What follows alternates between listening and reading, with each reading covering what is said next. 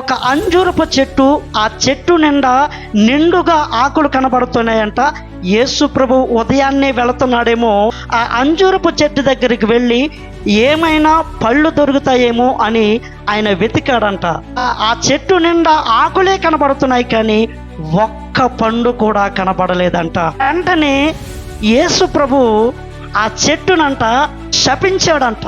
శపించి ఏమంటున్నాడంటే, ఇక మీదట నువ్వు కాపు కాయకుందువు గాక, ఇక మీదట ఎవరు నీ పండు తినకుందురు గాక అని శపించేశాడంట. దేవుని బిడ్డలారా, వెంటనే అది ఎండిపోయింది. అయితే దీంట్లో నుంచి మనం నేర్చుకోవాల్సినటువంటి విషయం ఏంటంటే, ఈ చెట్టు మనిషికి సాదృశ్యము. చూడండి, ఆయన మాట్లాడుతూ మీరు మారు మనసుకు తగినటువంటి ఫలాలు ఫలించండి ఒక చెట్టును మాట్లాడినట్టుగా ఆయన మనిషిని ఫలాలు ఫలించమని చెప్తా ఉన్నాడు. చూడండి, మీరు మంచి ఫలాలు ఫలించకపోతే మీ చెట్టు నరికేస్తానంటున్నాడు. ఎవరిని? చెట్టును కాదు, మనిషిని నరికి అగ్నిలో వేచేస్తానంటున్నాడు. అంటే ఆయన మొదటి నుంచి కూడా ఒక చెట్టుతో మనిషిని పోలుస్తూ, ఇక్కడ అంజూరపు చెట్టును కూడా ఒక క్రైస్తవుడికి, ఒక భక్తిపరుడికి సూచనగా ఆయన మనందరికీ పోలికగా ఈ విషయాన్ని చెప్తా ఉన్నాడు. ఈ అంజూరపు చెట్టు యొక్క ప్రత్యేకత ఏంటంటే, అది వసంతకాలం వచ్చినప్పుడు, లేదంటే ఆ పండ్ల కాలం వచ్చినప్పుడు పిందులు వేస్తాయి, ఆకులు వస్తాయి. చూడండి, పళ్ళు కాసేటప్పుడే ఆకులు కూడా బయలుదేరతాయి. కొన్నిసార్లు అంట పండ్లు రాకముందే ముందు ఆకులు వస్తాయంట. అంజూరపు చెట్టు యొక్క తత్వాన్ని బట్టి ముందు పళ్ళు వచ్చి ఆ తర్వాత ఆకులు రావాలి. కానీ ఇక్కడ ఏం జరుగుతుందంటే, ముందు ఆకులు వచ్చి దేవుని బిడ్డలారా ఒక్క పండు కూడా కనబడడం లేదు. అయితే దేవుని బిడ్డలారా, యేసు ప్రభు అంట వెతికాడంట. దీని తత్వం ప్రకారముగా ఆకులు వచ్చాయంటే దాని నిండా పళ్ళు ఉంటాయి అని అనుకుని యేసు ప్రభు వెతికితే ఒక్క పండు కూడా కనబడలేదు. చూడండి దేవుని బిడ్డలారా, పైకి చాలా మంది భక్తి పరులుగా కనబడుతున్నారు, కానీ భక్తికి సంబంధించినటువంటి ఆ మార్పులు, దిద్దుబాటు అనేది వారి జీవితంలో కనబడడం లేదు. చూడండి, పైకి మాత్రము వాళ్ళు భక్తిగానే కనబడుతూ ఉన్నారు. మనము దేవుని బిడ్డలారా ఆ చెట్టు వలె మనుషుల్ని మోసం చేస్తూ ఉన్నాం. ఆ చెట్టు దారంటా వెళ్ళే వాళ్ళందరినీ మోసం చేస్తుంది.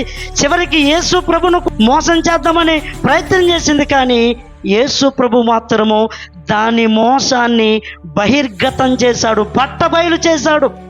చూడండి దేవుని బిడ్డలారా, మనందరము కూడా ఎలా ఆరితేరిపోయామంటే, అందరికీ క్రైస్తవులుగా కనబడేటట్టు, అందరూ మనల్ని మంచోళ్ళు అనుకునేటట్టు, నిద్రలో లేపునా కూడా మనము ఆ విధంగా మనుషుల ముందు భక్తిగా కనపరుచుకునే విషయంలో మనం ఏమాత్రం కూడా మరిచిపోకుండా మనము భక్తిగా, నీతిమంతులుగా, ప్రార్థనా పరులుగా, ఎంతో యథార్థవంతులుగా, దేవుని బిడ్డలారా ఎంతో ఆరాధించేవారుగా అందరికీ కనబడుతూ ఉన్నాం. చూడండి దేవుని బిడ్డలారా, మన మందిరంలోకి వస్తాము, మందిరంలో ప్రార్థన చేస్తున్నట్టు కనబడతాం, మందిరంలోకి వస్తాం, ఆరాధన చేస్తున్నట్టు కనబడతాం, మందిరంలో దేవుని బిడ్డ ఇంకా ఎన్నెన్నో విషయాల్లో మనం పాల్గొంటూ ఉంటాం. అందరూ ఏమనుకుంటారంటే మనం చాలా ఎంతో లోతైన భక్తి కలిగిన వారు అనుకుంటాం. కానీ మనము కూడా ఇది బాగా ఆరితేరిపోయి అందరికీ ఆ భక్తిని కనపరుస్తాం. ఆనాడు శాస్త్రులు, పరిసయ్యులు ఎలాగూ ఒక సమాధి పైన ఉన్నం వేస్తే తెల్లగా కనబడుతుంది, కానీ దాని లోపలంతా కూడా ఏమంటే కుళ్ళిపోయి ఉంటుంది, దుర్గంధం ఉంటుంది. ఆ శాస్త్రులు, పరిసయ్యులు అలాగే ఉన్నారంట. పైకి అందరూ కూడా వాళ్ళు భక్తిగా కనబడుతున్నారు, ఎక్కడ చూసినా నమస్కారాలు, దేవుని బిడ్డలారా వందనాలు, ప్రైజ్ ది లార్డ్, రోడ్ల మీద ప్రార్థనలు ఎన్ని జరుగుతూ ఉన్నాయి, కానీ నిజానికి వారి హృదయములో భక్తి లేదు.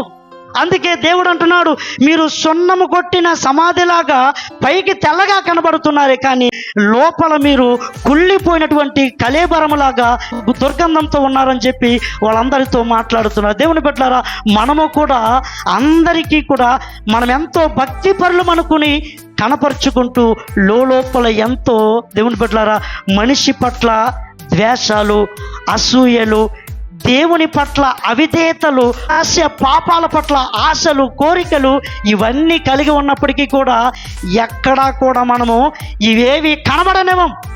ఎలాగ నిన్ను నలుగురు ముందు మేనేజ్ చేసుకోవాలో అంత బాగా తెలుసు. చూడండి దేవుని బిడ్డలారా, చిన్నపిల్లలు ఉంటారు, ఎక్కువగా ఏడ్చేది వాళ్ళే, ఎక్కువగా నవ్వేది వాళ్ళే, ఎక్కువగా ఎక్స్ప్రెస్ చేసేది కూడా వాళ్ళే. ఏంటంటే నవ్వొచ్చినా నవ్వేస్తారు, బాధ వచ్చినా ఏడ్చేస్తారు, ఇంకా వాళ్ళకి ఏది కలిగినా అది బయట పెట్టేస్తారు. కొంచెం పెరుగుతున్న కొలది లోపల డమ్మం పెరగడం మొదలు పెడుతుంది.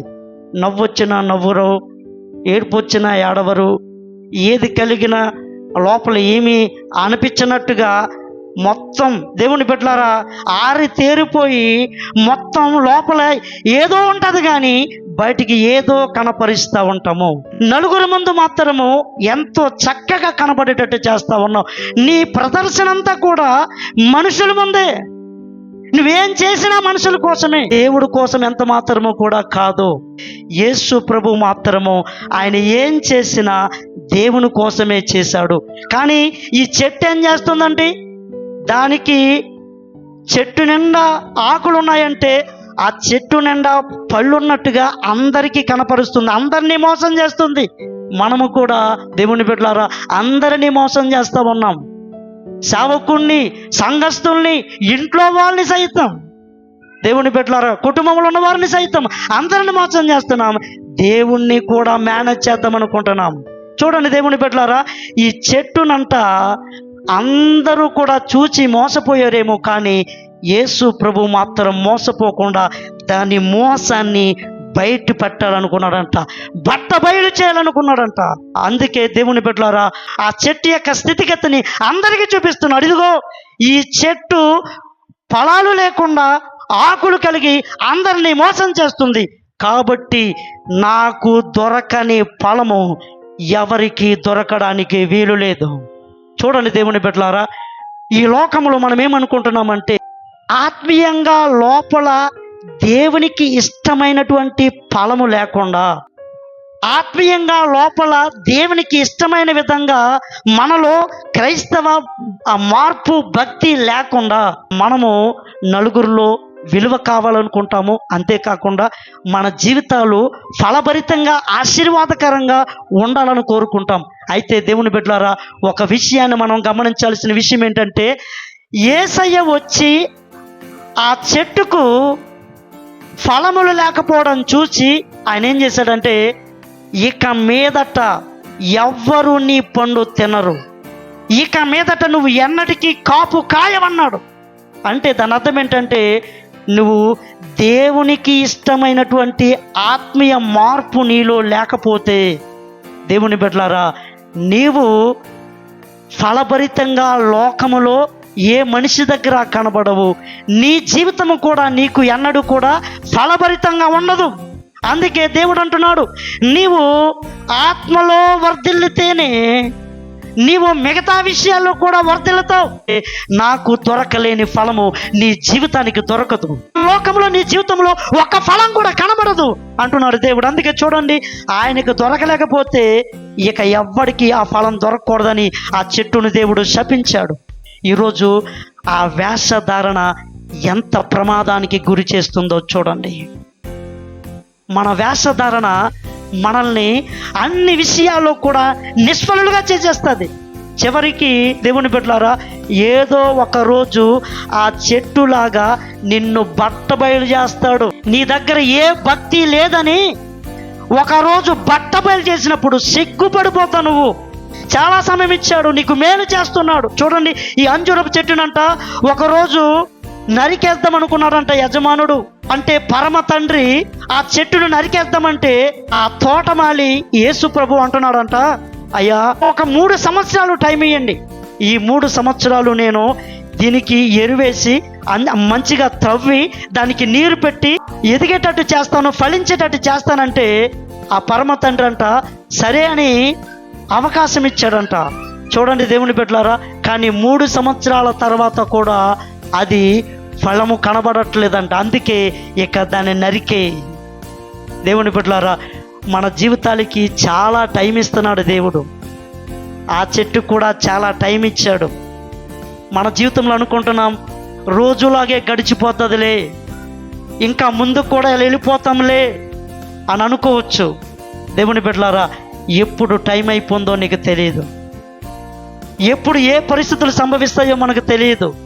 కాబట్టి ఆయన కాలం అయిపోగానే ఆ చెట్టును అవమానమునకు అప్పగించాడు. నీవు సమయం ఇచ్చినప్పుడే నిన్ను నీవు దిద్దుకో అని మాట్లాడుతూ ఉన్నాడు. చూడండి దేవుని బిడ్డలారా, ఈ చెట్టును అవమానపరచడమే కాదు, పూర్తిగా శపించి ఎండిపోనట్లు చేశాడు.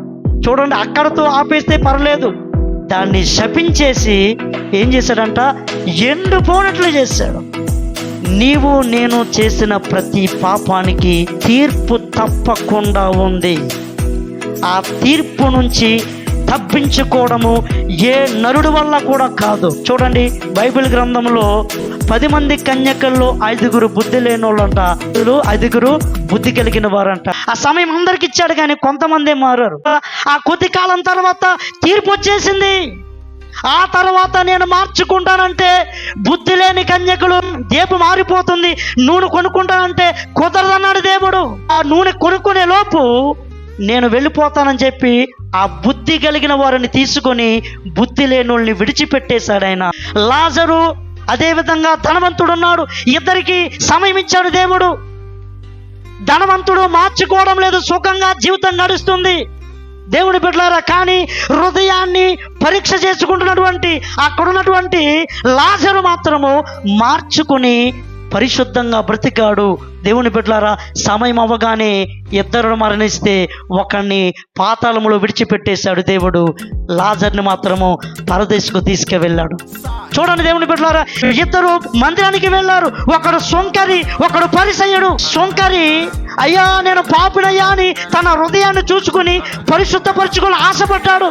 కానీ పరిసయ్యుడు మాత్రము వేషధారణతో, అయ్యా నేను ఉపవాసం ఉంటున్నాను, వారానికి 2 సార్లు దశంభాగం ఇస్తున్నాను, నేను ప్రార్థన చేస్తున్నాను, అది ఇది అని చెప్పి గొప్పలు చెప్పుకుంటున్నాడు తప్ప మార్పు లేదు.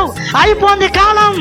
దేవుడు వచ్చి, ఇదిగో ఇతడు పాపి, దమ్మంతో మాట్లాడుకుని వేషధారణతో ఉన్న పరిసయ్యుడు పాపి, ఇదిగో పాపాన్ని ఒప్పుకొని హృదయములో పరిశుద్ధతను కోరుకుంటున్న ఈ శంకరే నీతిమంతుడు అని తీర్పు తెచ్చాడు. దేవుని బిడ్డలారా, ప్రతి ఒక్కరికి ఆయన తీర్పు తెచ్చబోతా ఉన్నాడు. నీకివ్వబడిన కాలం, నీకివ్వబడిన చదువు, నీకివ్వబడిన అవకాశాలు, దేవుని బిడ్డలారా, నీకు నీ తల్లిదండ్రుల ద్వారా ఇచ్చిన వనరులు, ఈ భూలోకంలో దేవుడు నీకు ఇచ్చిన అవకాశాలు అన్నిటిని బట్టి లెక్కడుగుతాడు.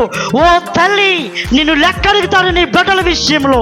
ఓ తండ్రి, నిన్ను లెక్కడుగుతాడు నీ బిడ్డల విషయంలో. దేవుని బిడ్డలారా, ఇదిగో నీ కుటుంబం గురించి నీకు లెక్కడుగుతాడు. గమనించండి, రోజు గడిచే కొలది నీవు దేవుడికి ఇంకా ఎక్కువ లెక్క చెప్పవలసిన అవసరం ఉంది. నీవు పిల్లవాడిగా ఉన్నప్పుడు ఒకవేళ నీ లెక్క కొంచెం తక్కువ, దేవుని బిడ్డలారా, వివాహమైనప్పుడు ఇంకా, పిల్లలు పుట్టినప్పుడు ఇంకా, దేవుని బిడ్డలారా, ఇంకా ఇంకా ఇళ్ళే కొలది లెక్కలు ఎక్కువ చెప్పాలి దేవునికి. కాబట్టి దేవుని బిడ్డలారా, నువ్వు నేను కూడా ఆయన ముందు తీర్పులో నిలబడి లెక్క చెప్పకపోతే కనుక ఆయన నిన్నేం చేస్తాడంటే, ఆ ఆకులు తప్ప ఫలాలు ఏమీ కనబడలేని ఆ చెట్టును ఎలాగా శపించి తీర్పు తెచ్చి దానిని ఎండిపోనట్లుగా చేశాడో, దేవుని బిడ్డలారా, లెక్క చెప్పలేని ఏ వ్యక్తినైనా కూడా దేవుడు ఏం చేస్తాడంటే, దేవుని బిడ్డలారా, నరకములో పడవేసి వారిని కాల్చివేస్తాడు. నిన్నటి దినాన మనం ఏమి నేర్చుకున్నామంటే రక్షణ గురించి నేర్చుకున్నాం. కానీ గమనించండి, ఈ చెట్టు ఆ రక్షణ విషయమై ఆలోచన లేకుండా తన వేషములో, తన డమ్మములో, తన యొక్క నటనలో, తన వేషధారణలో అది ఉంది. ఈరోజు మనము రక్షణ గురించి నీకు తెలుసు, ఏమీ పట్టదు, నీ నటన నీదే, నీ వేషధారణ నీదే. దేవుని బిడ్డలారా, ఈరోజు నిన్ను ఆత్మీయుడిగా లెక్కడుగుతాడు, వ్యక్తిగతంగా లెక్కడుగుతాడు, కుటుంబంగా లెక్కడుగుతాడు. ఈరోజు నిన్ను ఒక సంఘముగా, నిన్ను సంఘంగా లెక్కడుగుతాడు. సంఘంలో నీ పాత్ర ఏంటి, నువ్వేం చేస్తున్నావు? దేవుని బిడ్డలారా, చూడండి, లెక్క చెప్పలేని వారి పరిస్థితి ఏమైపోతుందంటే ఎండిపోయినటువంటి చెట్టులాగా తీర్పులోనికి వెళ్ళిపోతుంది. ఆ రక్షకుణ్ణి సంతోషపెట్టే విషయంలో నువ్వు పట్టించుకోకుండా నటనలో ఆరితేరిపోయి వేషధారణతో బతుకుతూ ఉంటే నేడే నీవు దేవుని బిడ్డలారా నీ హృదయాన్ని యథార్థంగా మార్చుకో. నీ హృదయాన్ని మార్చుకోవడానికి సిద్ధంగా లేకపోతే గనుక ఈ చెట్టు ఎండిపోయినట్లుగా నీ జీవితము ఎండిపోతుంది. ఒకవేళ ఎప్పటికే నీ జీవితము సరిగా మార్పు లేకపోవడాన్ని బట్టి, నీకివ్వబడిన కాలమంతా కూడా వ్యర్థపరచడాన్ని బట్టి, దేవుడు ఎన్ని మేలు చేసినా మార్పు చెందకపోవడాన్ని బట్టి ఇప్పటికే నీ జీవితము ఎండిపోయినట్టుగా కనబడితే, చూడండి యెహెజ్కేలు గ్రంథము 17వ అధ్యాయము 24 వచనం చూడండి. భూమి యందున్న సకలమైన చెట్లకు చెప్పండి ఏంటంటే, నేను ఎండిపోయిన చెట్టును పచ్చగా చేయగలుగుతాను, పచ్చగా ఉన్న చెట్టును ఎండిపోయినట్లుగా చేయగలుగుతాను.